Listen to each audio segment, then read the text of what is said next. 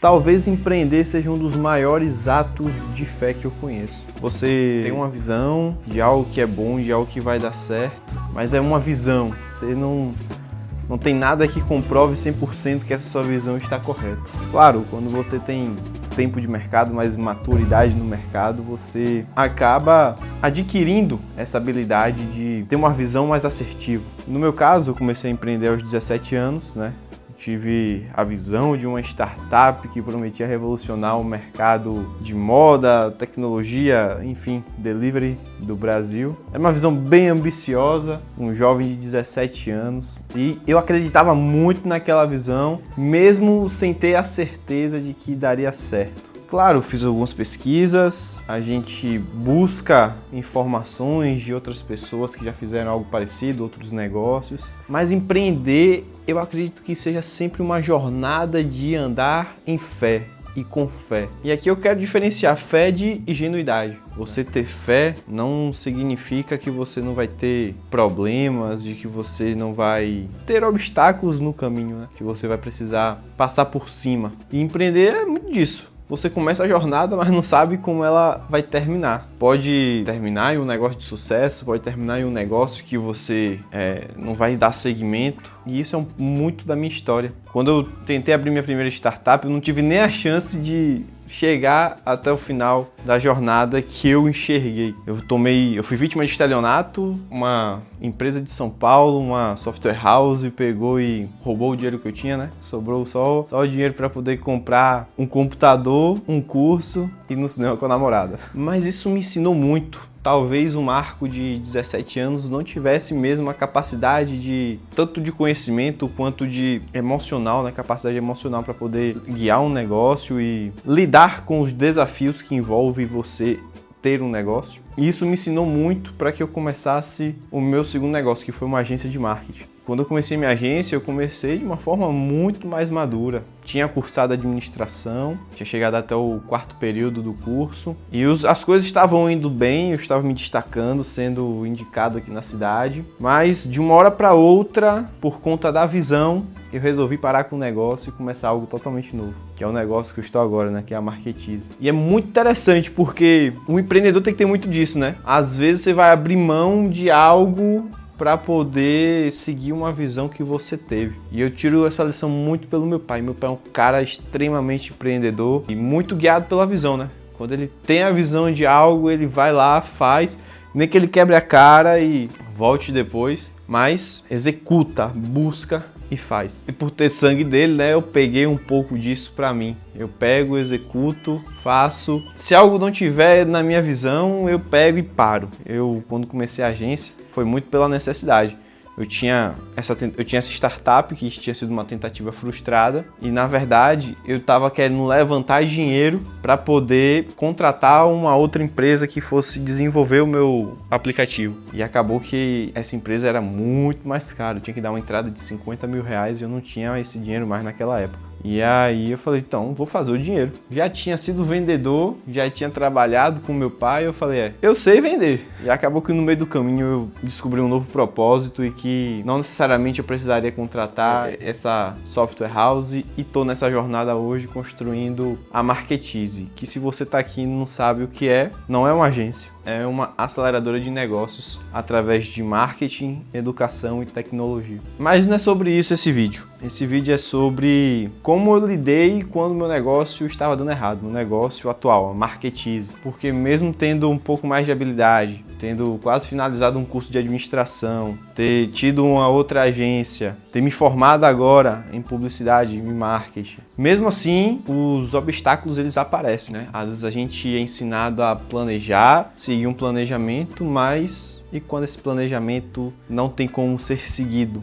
porque as circunstâncias não permitem? E foi nesse ponto que eu me peguei e precisei mudar. Às vezes o negócio dá certo ou errado é só uma questão de ele não estar de acordo com aquilo que você acredita. Para não cometer o mesmo erro de acabar transformando a Marketize em uma agência, eu precisei parar alguns dias talvez mais tempo do que o que deveria, né? Para poder olhar o planejamento, colocar a cabeça no lugar e pensar. E às vezes é isso que diferencia um empreendedor que dá certo para aquele que desiste no meio do caminho. Porque quando as coisas não saem como planejado, a gente tem que engolir o sapo e fazer acontecer do mesmo jeito. Afinal de contas, né, os seus boletos não vão dar uma pausa e falar assim, poxa, ele hoje tá cabisbaixo, ele hoje tá desanimado, adoeceu, gripou, deixa eu dar uma pausa aqui, vou jogar esses boletos de hoje pra daqui a 20 dias. Não, os boletos não fazem isso, né? É até engraçado, uma vez, no ano de 2025, foi um ano que eu fiquei doente, né? Fui no médico e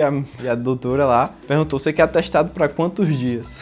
Eu falei assim: para entregar quem? Eu vou me entregar o atestado, né? Empreendedor tem muito disso. A gente tem a função de construir o nosso próprio futuro, às vezes ainda ser visto como o vilão, sendo que às vezes não, na maioria das vezes a gente só tá querendo construir um futuro melhor para nossa família, um futuro melhor pra gente, né? Com mais conforto, mais segurança. E as pessoas ainda vilanizam isso, né?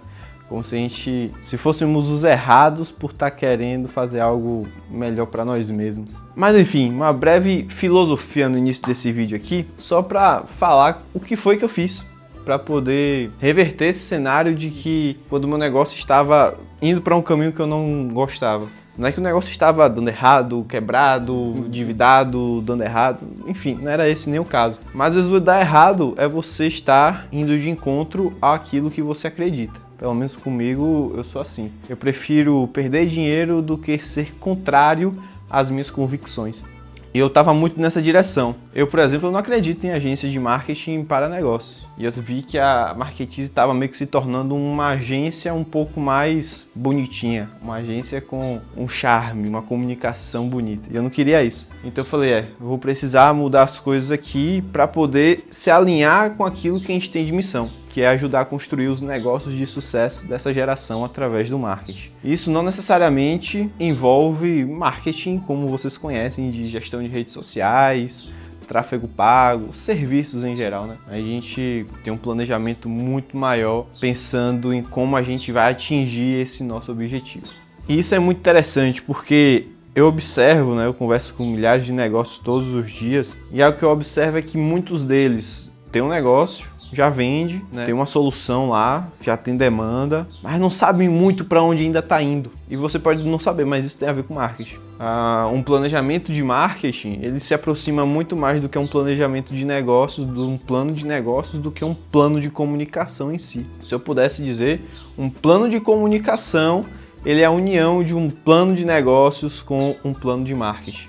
E basicamente, se você sabe como você vai manter os seus clientes, o que é o seu negócio, o que você vai vender, onde e como você vai vender e como que você vai atrair clientes, vender para eles, né, solucionar os seus problemas com lucro e um relacionamento de longo prazo, que é basicamente o que é marketing. Tudo isso muda, né? Quando você pensa em produto, em preço, onde você vai aparecer e qual tipo de comunicação você vai utilizar para poder alcançar novos clientes. Então eu gosto de falar que um plano de comunicação é, na verdade, um plano de negócios bombado. Ele vai conseguir englobar tudo que um negócio precisa para de fato dar certo, porque um outro, não é um problema, mas algo que ajudaria muito os outros negócios a melhorarem, né, a forma que eles vendem, para eles venderem mais, venderem melhor para os seus clientes, é uma questão de posicionamento. Velho, eu vejo vários negócios legais com pequenos problemas que poderiam ser facilmente solucionados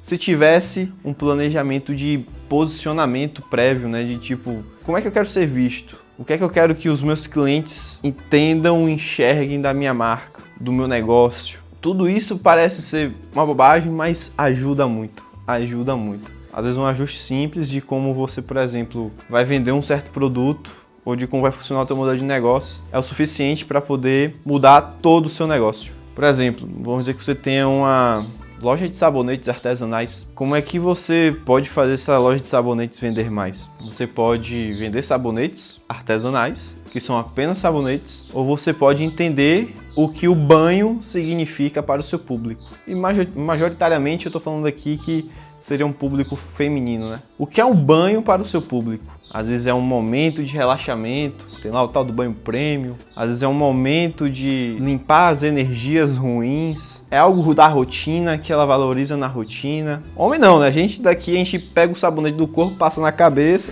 e acabou. A gente segue a vida, né? Mas mulher não. Mulher tem todo um ritual na hora do banho. Então, ao invés de você criar simples sabonetes, entendendo isso, você poderia pensar em criar uma série de sabonetes, um kit de sabonetes para o banho da manhã e o banho da noite, ou então o banho da manhã, da tarde e da noite. Da manhã, sabonetes que energizam. Da noite, sabonetes que te relaxam, que ajudam você a dormir melhor, que hidratam a sua pele. Pela tarde, é um pouco mais difícil as pessoas tomarem banho, né? Tá na correria do dia a dia. Você poderia vender um body splash, incluir esse kit no seu produto e você entrar na rotina do seu cliente. E isso daí você pode estar achando que a gente está falando sobre marketing, mas na verdade a gente está falando sobre modelo de negócios. Para você ver como o pensar por trás e pensar no marketing, no seu público, né? Ajuda muito a você criar soluções que sejam mais assertivas e que vão ter uma aderência melhor no mercado. A gente que tem um negócio hoje em dia, nessa nova geração que está chegando, que está consumindo, a gente tem que buscar cada vez mais entender como eles consomem do que simplesmente aquilo que eu quero para o meu produto e aquilo que eu acredito. É cada vez a gente buscar formas de encaixar o nosso produto na rotina do usuário do que simplesmente agregar o produto em uma jornada de compra. Claro, a jornada de compra de um produto e de um negócio vai existir para todos os públicos, mas a gente entender o comportamento do nosso público e como ele está enxergando hoje em dia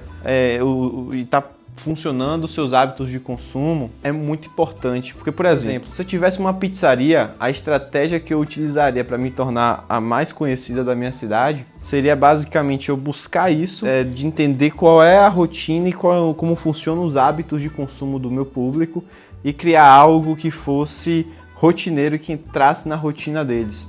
Por exemplo, se eu tivesse uma pizzaria, eu criaria o Dia do Crente e seria basicamente no dia em que tivesse culto de jovens nas igrejas, né? Eu criaria um combo de pizza para a galera, porque quando a galera da igreja sai do culto, vai o comboio todo buscando uma pizzaria, ou então até mesmo uma hamburgueria, para poder comer e ter lá um momento de comunhão com a galera. Eu falo isso porque eu sou cristão e é exatamente isso que muitas das vezes a gente faz, né? Às vezes o horário que acaba o culto é o horário que o pizzaiolo fica triste, porque chega uma galera para poder comer, às vezes no final da noite ele já estava limpando o forno, e chega lá, 30 jovens crentes famintos para cada um comer uma pizza e ele tem que sujar tudo de novo. Só que para o dono de negócio é muito bom isso, porque se ele tiver um combo pós-culto, por exemplo, ele poderia colocar o seu produto não somente na jornada de compra do seu consumidor, mas também dentro da rotina dele. E você transformar a sua pizzaria, por exemplo, e não somente mais uma pizzaria da sua cidade, mas sim uma pizzaria que se importa com o seu público, que é lembrada, que é consumida. E isso vai muito além de você pensar em postzinho para rede social, Instagram, ou então de um videozinho que você vai rodar no seu tráfego pago.